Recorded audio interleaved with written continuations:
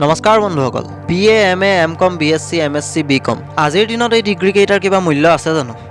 ইয়াৰ আনসাৰটো অকমান ক্ৰিটিকেল হয় কাৰণ আজিৰ দিনত শিক্ষাৰ অধিকাৰ সকলোৰে আছে কিন্তু ফাইনান্সিয়ালি হে শিক্ষা গ্ৰহণ কৰাৰ ক্ষমতা সকলোৰে নাই এইবোৰ বাৰু বেলেগ কথা বন্ধুসকল আমাৰ পইণ্টটো হ'ল যে আজিৰ দিনত এই ডিগ্ৰীবোৰৰ কিবা মূল্য আছে নে নাই এই বিষয়ে আমি এই ভিডিঅ'টোত জানিবলৈ চেষ্টা কৰোঁ আহক BA যদি আপুনি ভাবে যে অনলি BA কৰি মই ক'ৰবাত কিবা এটা চান্সটো পায়ে যাম তেনে বন্ধুসকল আপুনি মিছাতে ইমানবোৰ ভাবি আছে কাৰণ BA completely non technical course হয় ইয়াত আপুনি আপোনাৰ কোনো স্কিল গ্ৰ' কৰিব নোৱাৰে বেছিভাগ মানুহে BA এইটো কাৰণেই কৰে যাতে তেওঁলোকে মানুহক ক'ব পাৰে যে তেওঁ এজন গ্ৰেজুৱেট হয় আদাৰৱাইজ আজিৰ দিনত ইয়াৰ কোনো ভেলিউ মই নেদেখোঁ যদি আপুনি BA কৰি তাৰপাছত DLED কৰি কম্পিটিটিভ এক্সামবোৰত পাৰ্টিচিপেট কৰে তেতিয়াহ'লে বেলেগ কথা নেক্সট BTech সায়েন্স ষ্ট্ৰীমৰ আটাইতকৈ পপুলাৰ কোৰ্স হ'ল BTech সায়েন্সৰ ষ্টুডেণ্টখিনিয়ে হয়তো মোৰ কথা শুনি অকমান বেয়াও পাব পাৰে কিন্তু মই তোমালোকৰ ভালৰ কাৰণে কৈছোঁ যদিহে তোমালোকে ক্লাছ 12ৰ পাছত ভাল IIT NIT কলেজ নোপোৱা তেনেহ'লে তোমালোকে BTechৰ ফালে নগৈ বেলেগ ভাল কিবাত লাগি থাকা কাৰণ 80% BTech কৰা মানুহ এতিয়াও ঘৰতে বহি আছে তো মিছাতে তাৰ সংখ্যা বঢ়াইতো কোনো লাভ নাই তো বেলেগ কিবা কোৰ্স চোৱা নিজৰ স্কিল ডেভেলপ কৰা next masters degree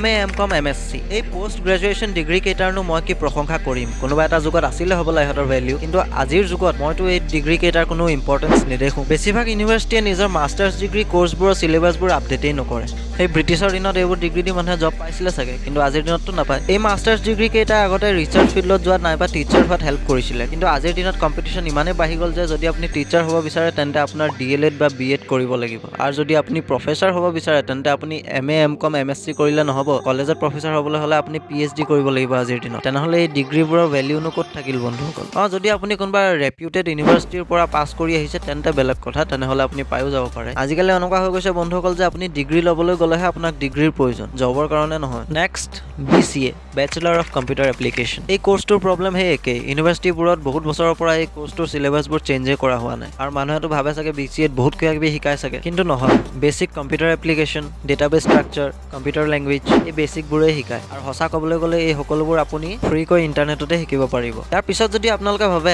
art music dance sports এইবোৰৰ ফিল্ডত নিজৰ কেৰিয়াৰ বনাম বুলি তেন্তে আপোনালোকে সেইটো কৰিব পাৰে কিন্তু এটা কথা মনত ৰাখিব বন্ধুসকল একচুৱেলি এইবোৰ প্ৰেক্টিছ আৰু ক্ৰিয়েটিভিটিৰ ওপৰত ডিপেণ্ড কৰে ফৰ এক্সাম্পল BB আৰু কেৰি লৈ চাওক তেওঁলোকে কেতিয়াও এক্টিং কলেজ জইন কৰা নাই তেওঁলোকৰ ওচৰত এক্টিঙৰ কোনো ডিগ্ৰীও নাই তথাপিও আজিৰ দিনত তেওঁলোক বহুত ফেমাছ শেষত আৰু এটা কথা কওঁ বন্ধুসকল যিবোৰ মানুহৰ ফেমিলি বেকগ্ৰাউণ্ড ভাল আৰু ফাইনেন্সিয়েলি ষ্ট্ৰং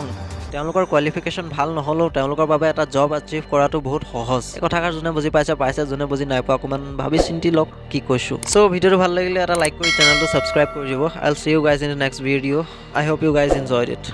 গুড বাই